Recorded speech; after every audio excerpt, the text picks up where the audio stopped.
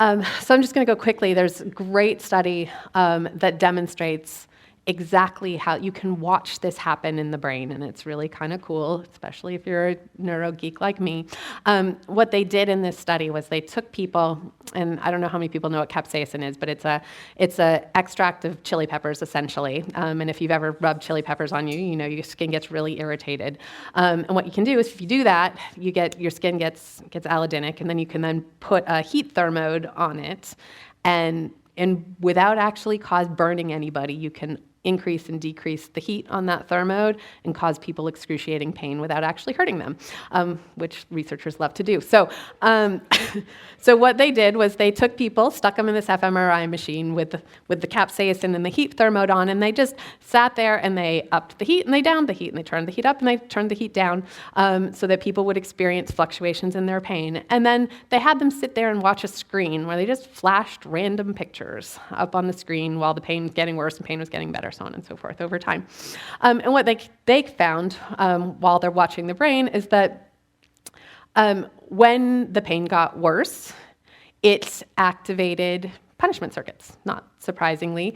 And I'm going to show you exactly how this learning happens in just a second, but they could actually see the learning happen, and I'll show you what that means in just a second. But the point being that changing pain activated your punishment circuits, and decreasing pain activated your reward circuits. So parts of your midbrain that mediate reward learning.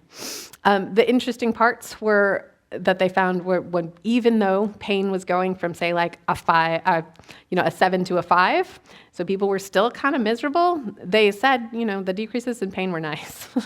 Like, it was pretty pleasurable. We really liked that one.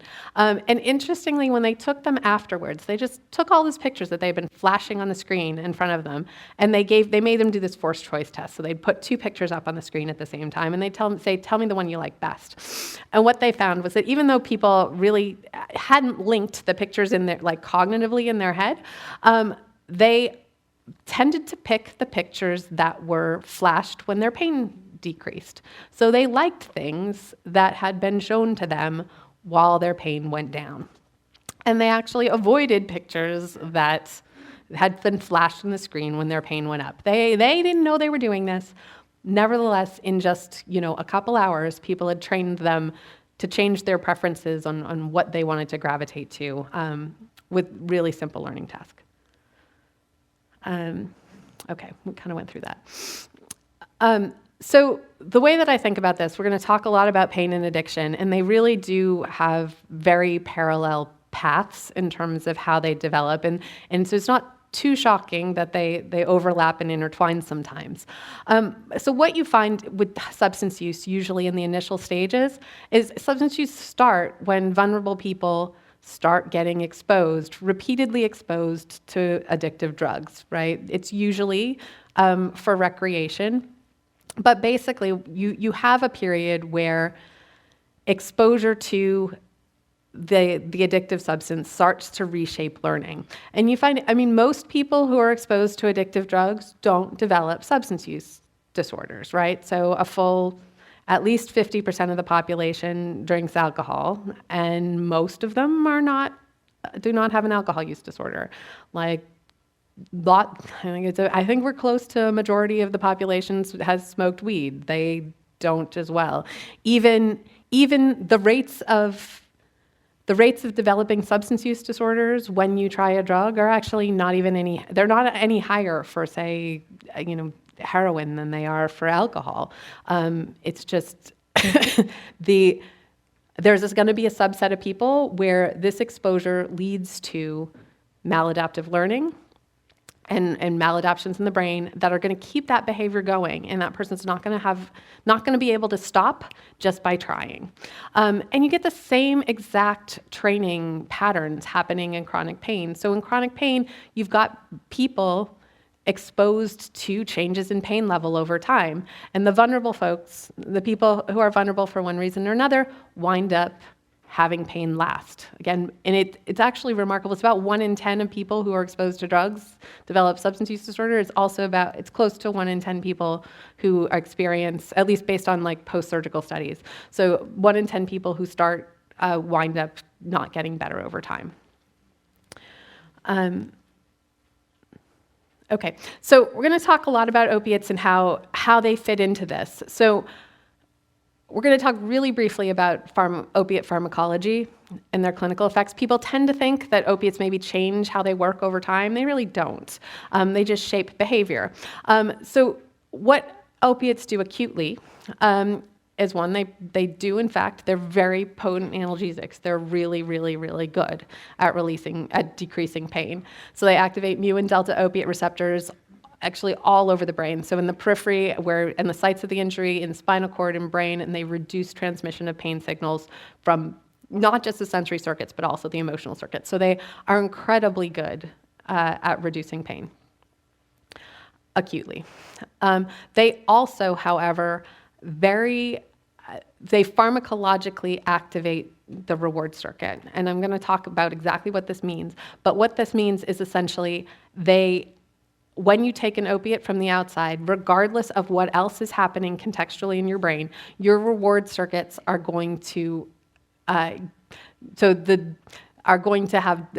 hit by a bunch of dopamine, and that has very specific learning consequences. It also slows breathing and heart rate through effects on the brainstem, which is, of course, the reason why opiates are up there on the overdose list. This doesn't have anything to do with these two components, but the more you take, the more your breathing and your heart rate will slow down, and if you take too much, you're not going to survive.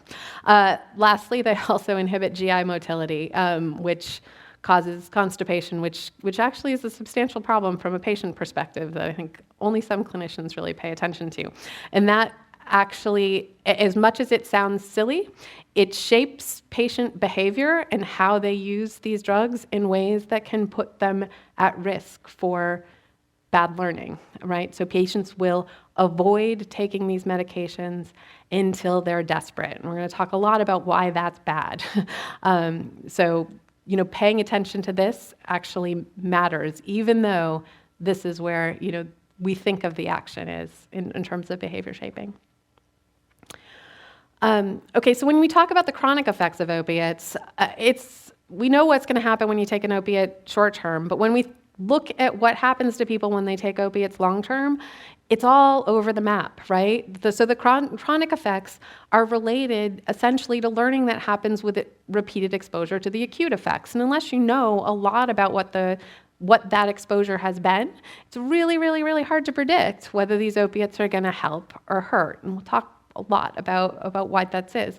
So it's really, really hard to predict, and it's not consistent across patients whether these help or cause problems. And you can see there's been not enough clinical trials of long-term opiate therapy, but if you look at the ones that exist that have compared opiate therapy to either placebo or to over-the-counter NSAIDs for chronic pain, in some, so this is the pooled effect that was observed across trials, there isn't a significant effect, right? It looks, okay, the mean's over on the side of favoring opiates, but the confidence interval of all the trials that have been done to date, we're not sure that it's actually better than nothing. And I suspect that this has to do a lot with the variability effect. I suspect there's probably patients that benefit a lot, and there's probably patients that actually get a lot worse. But from this is the drug that treats the diagnosis perspective, evidence isn't so good, right? I would say, though, however, I don't take that as this is a tool that should be thrown out the window. I just point out that you can't just say, here's your treatment, it's gonna automatically make you better. So let's stop now. We're going to talk a little bit about how pain and opiate use becomes persistent and habitual. And to do that, to understand that, first, we're going to start with the reward system, and I'll come back to the punishment system a little bit more. But we're going to talk about what the reward system is and how it responds to pain and drug use. So first off, what is the reward circuit? What does it do? Its job is to learn to trigger automatic habitual behaviors when there are opportunities for reward or relief. So essentially what this system's doing is it's scanning your environment for any opportunities to make your life better in the next 10 minutes, right? How am I going to feel better right now by doing something I already know how to do, right? And people tend to think of it, it's called the reward circuit. People tend to think of this as like, oh, this is a circuit that makes me high, it causes pleasure, or whatever. This isn't the circuit, it doesn't actually cause any sensations, right? This circuit's there to drive you back, to go back to where it was, where something good happened to you, and repeat those behaviors over and over again. There are other circuits that do all the emotional stuff and the cognitive feeling. But the other thing is, people also don't tend to think of this relief part, right? So my point is, okay, this circuit will get activated if you have an opportunity to get a donut, right?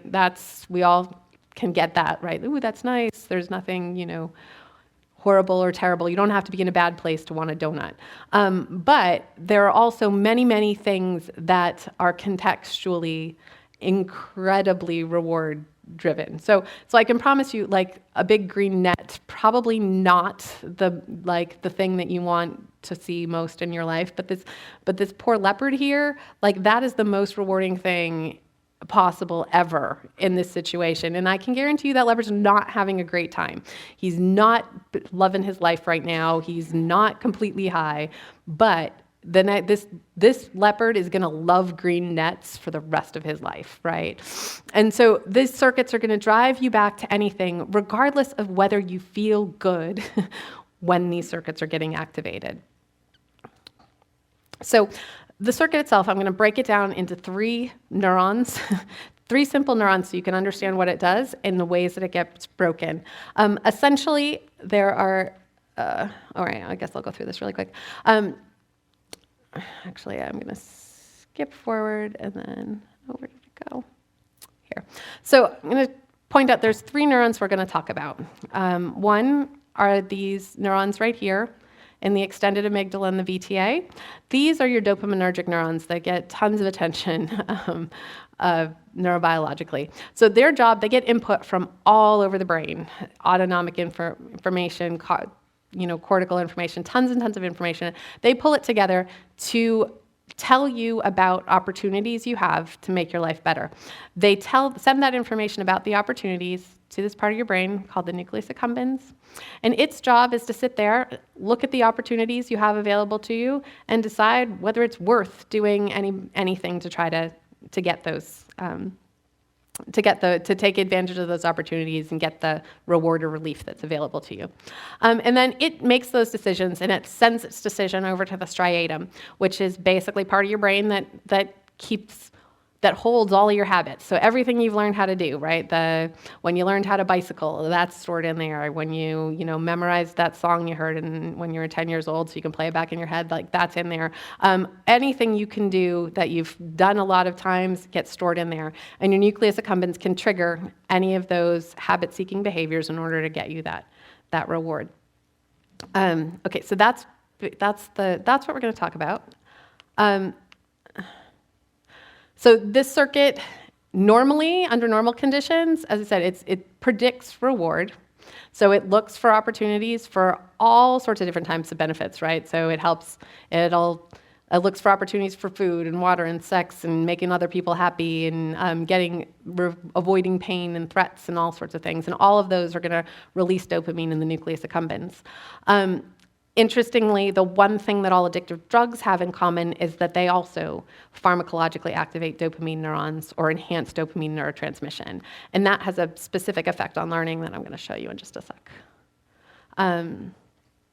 Okay, we went through that. So how do these dopamine neurons work? So the way I think about them is they behave an awful lot like a metal detector or a Geiger counter. They sit there, they fire at a slow standard rate, so they're sitting there all the time going beep, beep, beep. And then when you come into a context where you know that there's an opportunity to make life better, they increase their beeping, essentially. They increase their firing rate proportionate to the expected value of the reward, of the opportunity, right? So if it's something really, really great, let's say it's $1,000 worth of reward in the next 10 minutes, they're going to fire like crazy. If it's a little itty bitty reward, say, you find a penny on the ground, it fires just a little bit, right? So the firing rate itself tells you how big you expect this reward to be.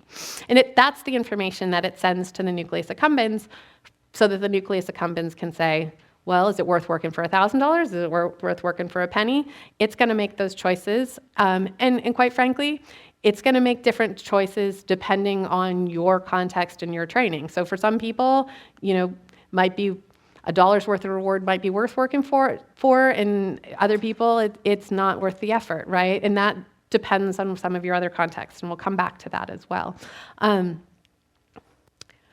So what these dopaminergic neurons essentially do is the more they fire, the more they push on your habit behaviors, the more they try to get you to relief seek, right?